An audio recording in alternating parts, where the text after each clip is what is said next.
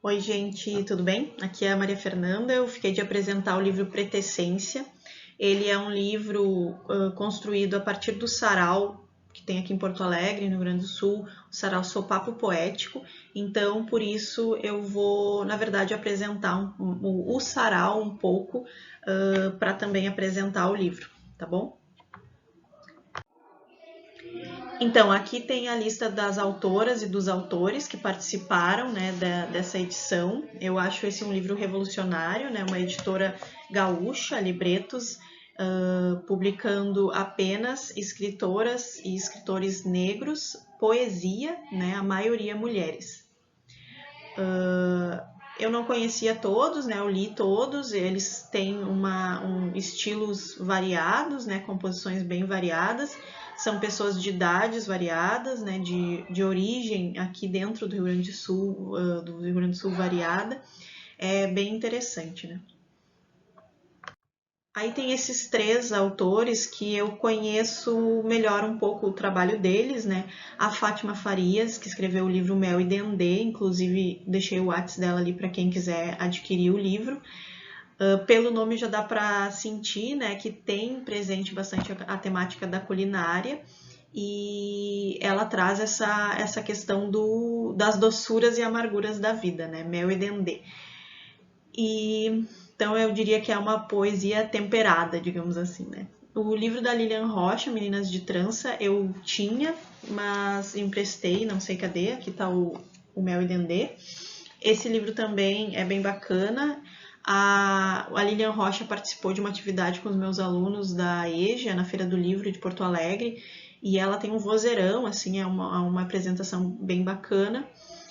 E por último, o livro Água de Meninos, do Aki Sond, que é um livro, é uma composição, né? Dá para perceber que o livro foi pensado, planejado, assim, né? Como um todo. Inclusive, a capa, ele disse que foi uma sugestão dele e tal, né? Tem algumas referências interessantes. Aqui eu coloquei dois vídeos da Fátima Farias lendo poemas nos slams, né, que são batalhas de poesia que acontecem nas ruas, né, nas praças aqui em Porto Alegre e no Brasil, do slam Peleia, mas infelizmente eu não sei apresentar o vídeo nessa configuração aqui. Vou deixar o link para vocês assistirem caso queiram.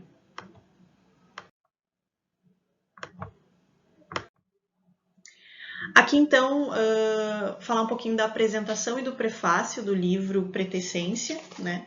Ele, como eu falei, ele apresenta o sarau do sopapo poético, né? Diz que é uma construção a partir do sarau, né? Dos participantes, dos integrantes do sarau do sopapo poético.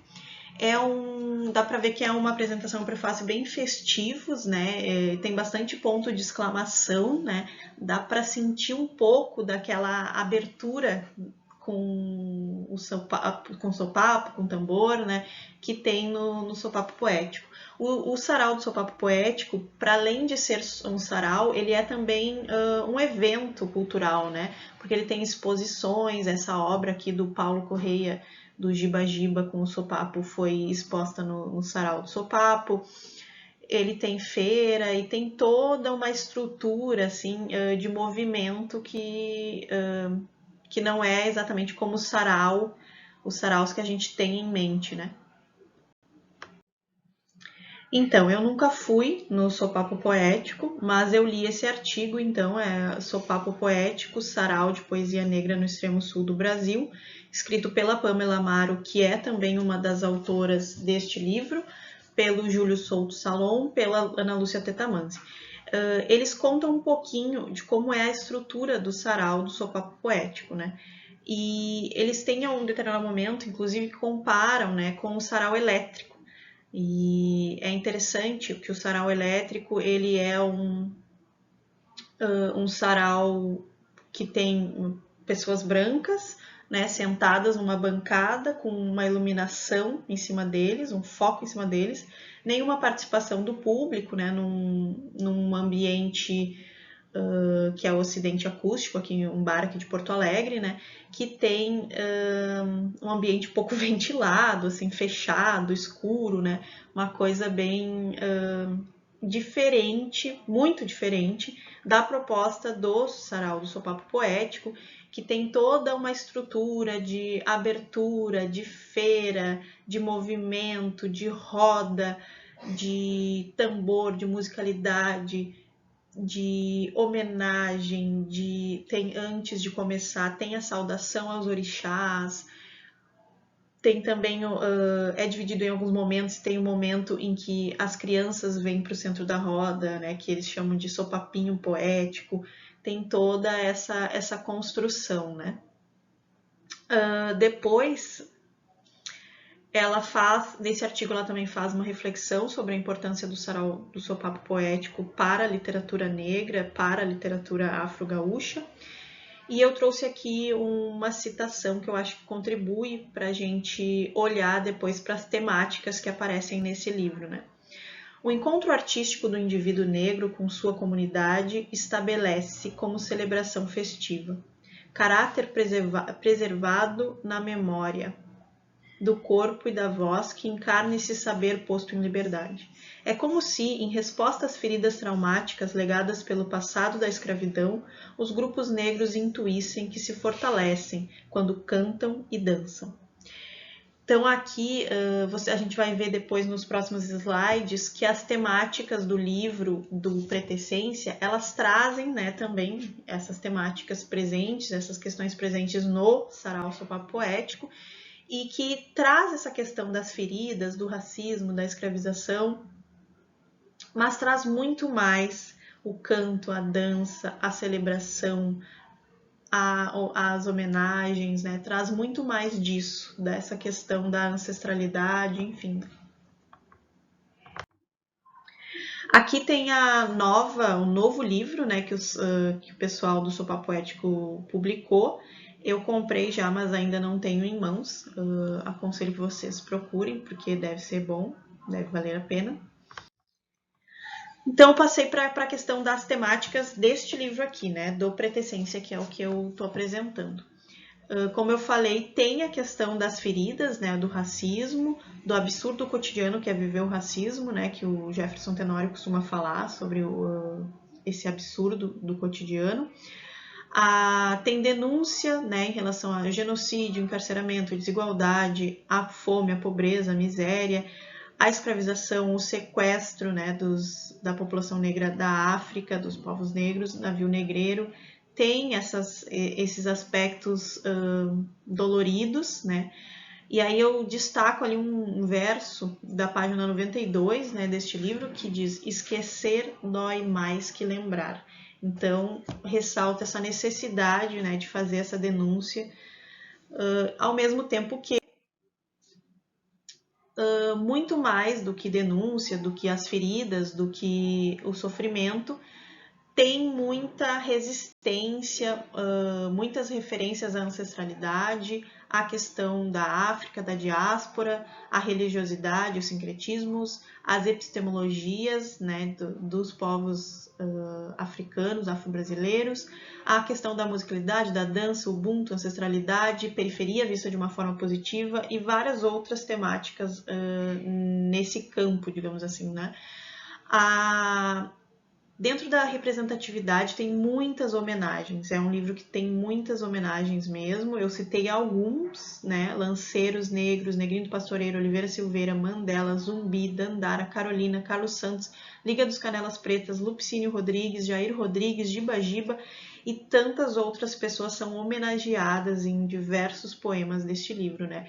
Com um destaque especial para Oliveira Silveira e Giba Giba, que são referência para o Sopapo Poético, né?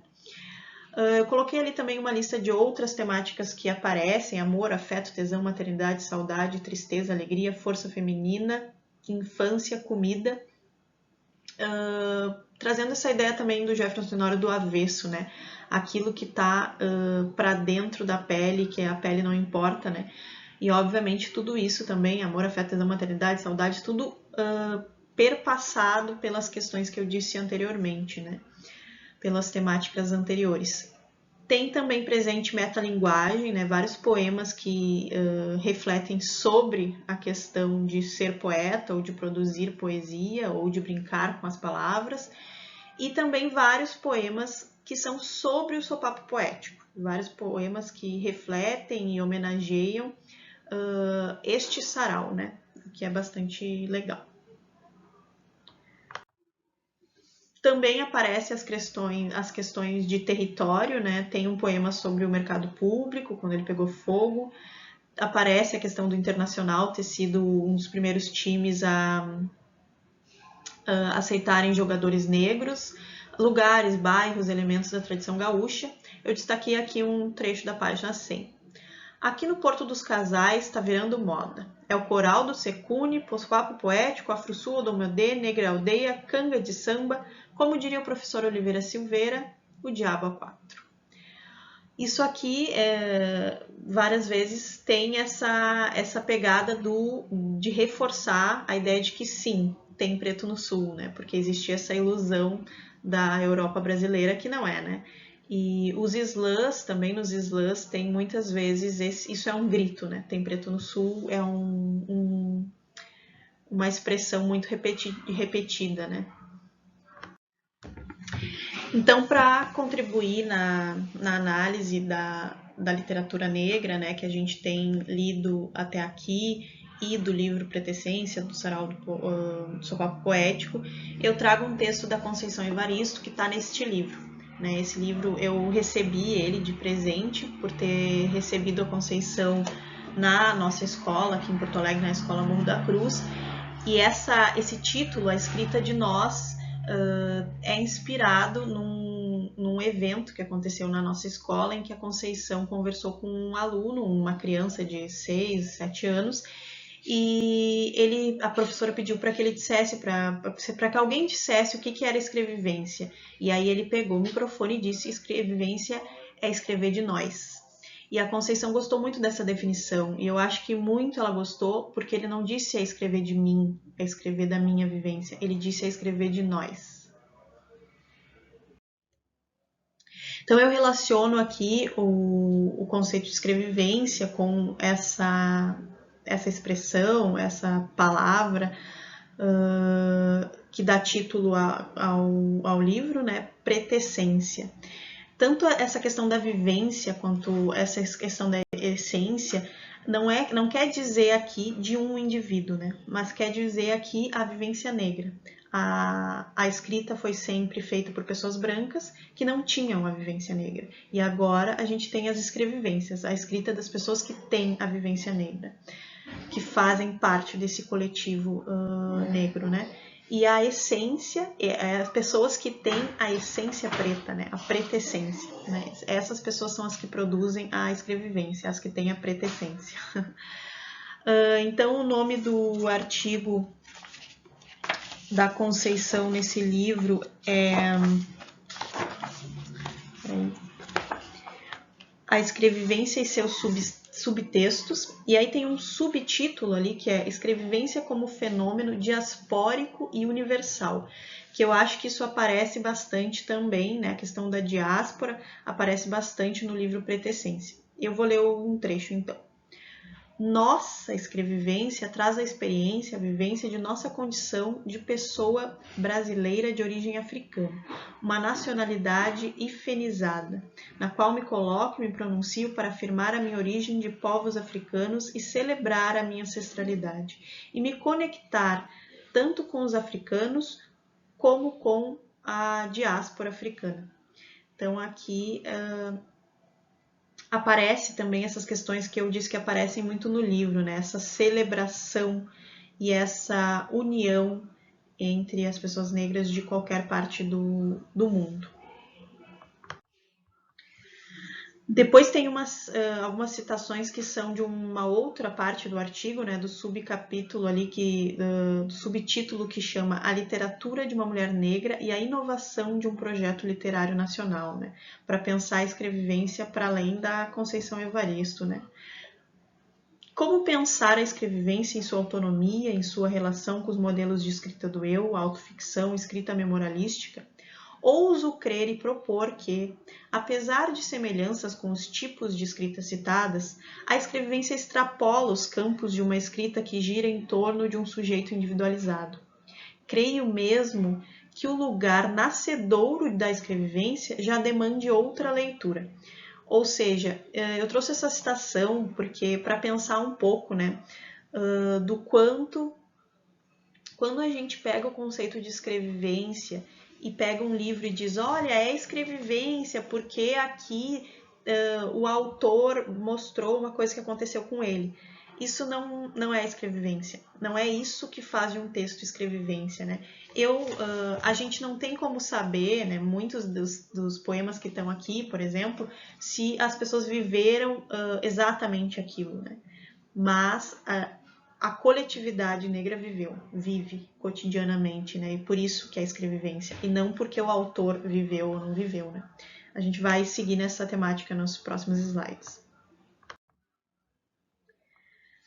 Afirmo que a escrevivência não é uma escrita narcísica, prestem atenção no narcísica, pois não é uma escrita de si que se limita a uma história de um eu sozinho que se perde na solidão de Narciso, pois o espelho de Narciso não reflete o nosso rosto e nem ouve o nosso eco, o eco de nossa fala, pois Narciso é surdo às nossas vozes.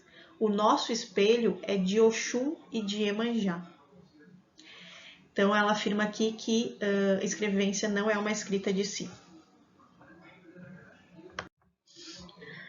E quando recuperamos nossa individualidade pelo abebé de Oxum, outro nos é oferecido, o de Iemanjá, para que possamos ver as outras imagens para além de nosso rosto individual. O abebé de Iemanjá nos revela nossa potência coletiva, nos conscientiza que somos capazes de escrever a nossa história de muitas vozes. Então, ressaltando, né, essa ideia das muitas vozes que configuram o que é a escrevivência, né? A escrevivência não é escrever de si, não é escrever da sua própria experiência, mas é muito ficcionalizar sobre essas experiências todas que têm sido caladas, né? Essas vozes que não têm sido contadas, essas experiências todas que não têm sido contadas, essas vozes todas que têm sido caladas, né? E aqui, até pela quantidade de autores e autoras, né, a gente sente um pouco dessa questão das muitas vozes.